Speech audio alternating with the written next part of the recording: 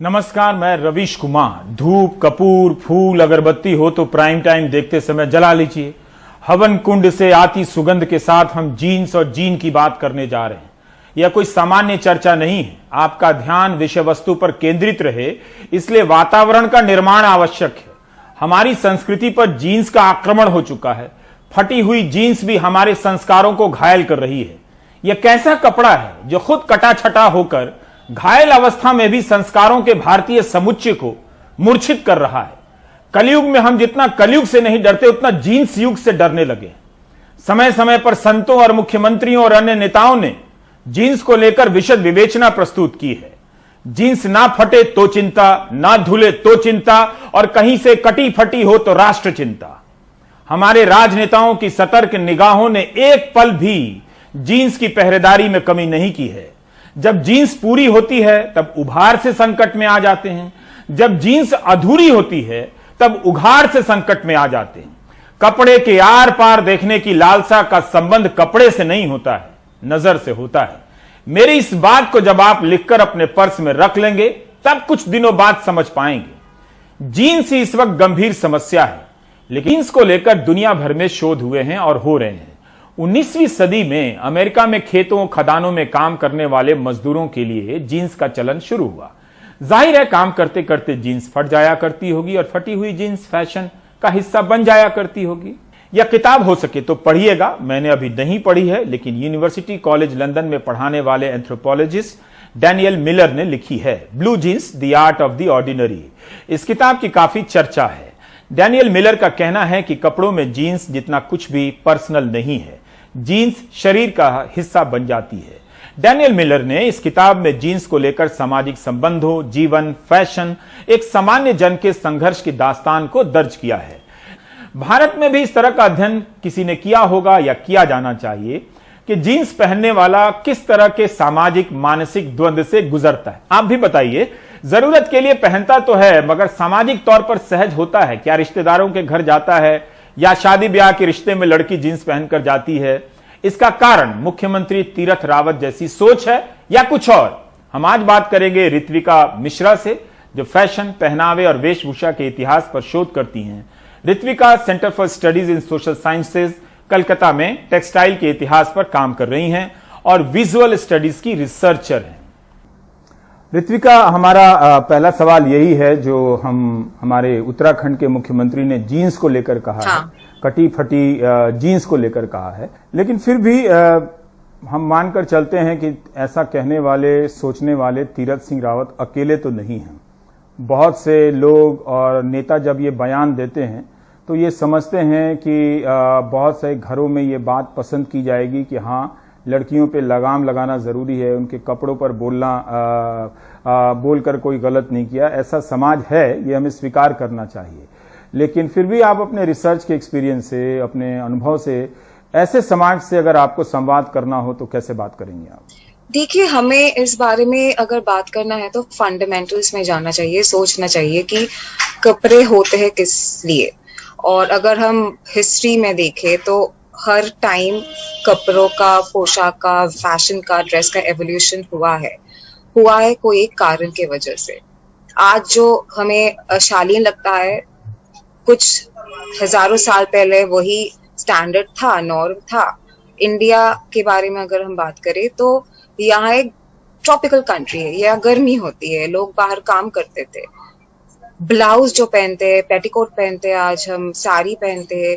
Blouse petticoat यहाँ के औरत नहीं पहनते थे उतना। अगर आप मूर्तियां देखे, स्कल्पचर्स देखे, they are mostly bare breasted, jewellery थे। क्यों पहनते? उसका एक लॉजिकल कारण था। एवोल्यूशन होता है, मॉरलिटी चेंज होती है, इन्फ्लुएंसेस आते हैं। ब्रिटिशर्स आए तो उनका एक बहुत ज्यादा इन्फ्लुएंस अभी जो है कॉलोनियल इन्फ्लुएंसेस, कॉलोनियल मॉरलिटी के हिसाब से हम अभी भी चल रहे हैं। 19th सेंचुरी में टैगोर फैमिली की ज्ञानदा नंदिनी जो थी, वो एक बार एक क्लब में जा रही थी, यूरोपियन क्लब में, एंड ब्लाउज पहना नहीं था हमारे यहाँ पे। सो साड़ी को उन्होंने सिर्फ साड़ी पहनी थी रैप करके, और उनको नहीं अंदर जाने दिया गया क्योंकि वो उस जमाने के हिसाब से, मोरालिटी के हिसाब से वो अच्छा नहीं था। वो कोड ऑफ कॉन्डक्ट फॉलो नहीं कर रही थी। उन्होंने कुछ बदलाव लाए फैशन में, इन्फ्लुएंसेस को लेकर, जिसके हिसाब से आज हम साड़ी पहनते हैं, ब्लाउज पहनते हैं, पेटीकोट पहनते हैं। तो ये जो हम मॉडर्न कहते हैं, ट्रेडिशन कहते हैं, इसका जो डेफिनेशन है ये क्या है, हमें सोचना चाहिए। क्या किसी एक पोशाक को ये डिफाइन कर देना कि ये मॉडर्न है, ये शालीन है, ये राइट है या नहीं, दीज आर फंडामेंटल्स जो जिसके बारे में हम बात नहीं करते, लोगों को पता नहीं चलता है। पर हर घर में, हर स्कूल में, कॉलेज में अगर आपको कोई एक पोशाक के बारे में पूछे कि ये मॉडर्न है, ये क्यों है, क्योंकि हम देखते हैं ये मॉडर्न, मुझे लगता है ये सब बारे में हम ज्यादा बात नहीं करते। हम जस्ट एडवर्टाइजमेंट देख लेते हैं, टैग्स देख लेते हैं, ये ऐसा है। इसीलिए ये लोग जो ऐसे नारे लगाते हैं कि महिलाओं को ये नहीं पहनना चाहिए, रिप जीन्स अगर पहनो तो ये नहीं होगा, वो नहीं होगा, उनको तो भी हमें रिस्पॉन्सिबिलिटी है कि हम उनको समझाएं, उनके साथ कन्फ्रंटेशन करें, कॉन्वर्सेशन करें, और एक कॉन्वर्सेशन की जगह हम पहुंचे।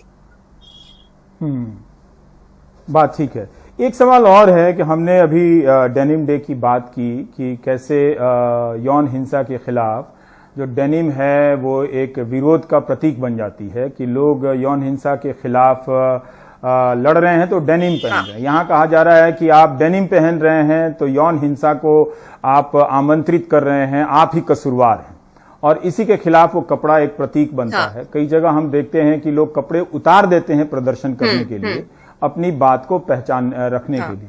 तो मैं थोड़ा इस संदर्भ में जानना चाहता हूं कि कैसे कपड़ा, मतलब अलग अलग कुछ उदाहरण दे सकें कि प्रोटेस्ट का सिंबल बनता है और हमारे नजरिए को, जो समाज का जो कन्फर्म व्यू है, उसको चैलेंज करता है। जी हाँ, इसके बारे में बहुत सारे, लाइक डेनिम डे आज अगला महीना अप्रैल है, एंड वही सेक्सुअल असॉल्ट के अवेयरनेस के महीने हिसाब से सेलिब्रेट करते हैं, हम अवेयर पालते हैं। तो वो डेनिम डे के हिसाब से मुझे एक और इंसिडेंट और प्रोटेस्ट जो था 1960s में, कि पहले डेनिम जो symbol as a protest kind of came out from the African American community से, क्योंकि अफ्रीकन अमेरिकन कम्युनिटी में जो लेबरर सेक्शन थे वो ज्यादातर वो डेनिम्स ओवरऑल्स पहनते थे, काम करते थे माइंस में एज लेबरर।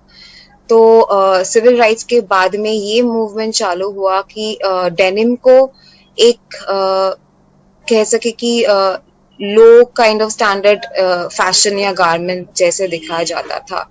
तो मेन, विमेन, महिलाएं, पुरुष, सभी कोई वो डेनिम को कॉन्शियसली पहनने लगे बाहर की, सोसाइटी के बाहर जब वो जा रहे थे नॉर्मल काम में, दफ्तर में, क्योंकि उनका वही चाहत थी कि वो डेनिम को सिर्फ एक मजदूर, ऑप्रेस्ड टाइम या जमाने का रिमाइंडर हिसाब से ना देखे।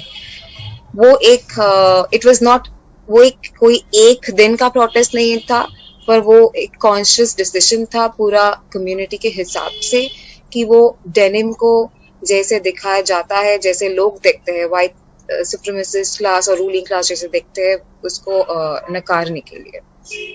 और इस बारे में मैं एक और बात कहना चाहती हूँ कि डेनिम पैंट्स, पोशाक जो भी है हम महिलाएं पहनते हैं, पर्सनली मुझे ये भी लगता है कि हम महिलाओं के कपड़ों, डेनिम, व्हाटएवर, सभी को फंक्शनल नहीं देखते हैं। हम जो जीन्स पहनते हैं, हम जो डेनिम पहनते हैं, यहाँ पे जो पॉकेट्स होता है, पॉकेट्स महिलाओं के कपड़े में नहीं होता है, क्योंकि महिलाएं काम नहीं करती थी पहले, और नहीं किसी ने भी सोचा था कि उनको भी फोन्स रखना होगा, कीज रखना होगा। आज भी मशहूर जो कंपनियां हैं, 4,000, 5,000, 10,000 की शायद डेनिम्स या ड्रेसेस बिक रहे हैं, पर उनका पॉकेट्स अगर आप देखेंगे तो बहुत ही छोटा है, आप अपना पूरा हाथ भी नहीं डाल सकते उन पे। तो हमें शायद इन बारों में भी बात करना है कि महिलाओं की जो पोशाक है वो भी एक पॉलिटिक्स है, उसके बारे में भी एड्रेस करना चाहिए हमें।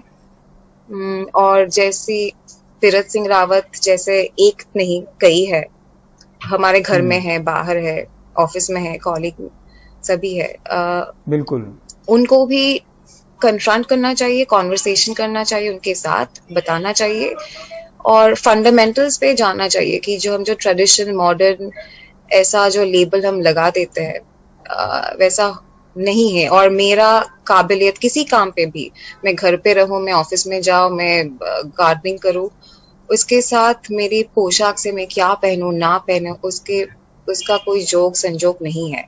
मेरी काबिलियत है, मेरी जो काम है उसके साथ, वो जो मैं कर रही हूँ। बहुत बहुत शुक्रिया ऋत्विका मिश्रा जानकारी देने के लिए। Thank you.